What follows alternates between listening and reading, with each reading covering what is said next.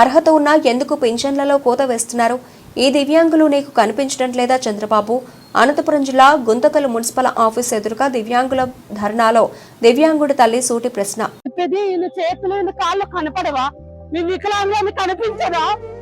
వికలాంగులని కనిపించదా? ఏ doctor sir మాకు ఇచ్చేది? వికలాంగు ఈ అబ్బాయిని చూడండి, మాకు నడిచేకి రాదు, ఏమి రాదు. ఈ అబ్బాయిని చూస్తే ఎవరు తరపించి మీకు ఒకటి వికలాంగుల కారణం ఏ డాక్టర్ సార్ మాకు చెప్పేది? కళ్ళు కనిపించే సార్ చూసినప్పుడు అన్నా మీ వికలాంగా కాదని. 200 పింఛన్ నుంచి 3 ఏళ్ళలో చిన్నపిల్లలు అప్పుడే మాకు వికలాంగత్వం వచ్చింది. ఎవరు సార్ మేము వికలాంగులు కాదనేది? ఇప్పుడు ఈ పిల్లల భవిష్యత్తు మా భవిష్యత్తు ఎవరు సార్? మేము ఎవరి మీద ఆధారపడాలి సార్? ఇప్పుడు వికలాంగులంతా పింఛన్ వస్తుందని మేము దాని మీద ఆధారపడినాము. ఇప్పుడు లేదని చెప్తే మేము ఎవరి దగ్గర పోలేదు సార్. మేము రాష్ట్ర ప్రభుత్వం వీటిలో వెనక్కేసులు పెట్టి అర్హత ఉండే వాళ్ళకి పింఛన్లు ఇవ్వాలి, తొలగించడం లేదు సార్. ఇది మాకు ఈ అబ్బాయిని చూడండి సార్, కాళ్ళు చేతులు ఇవ్వాలా? ఏం పని చేసుకోగలమా మేమేమన్నా?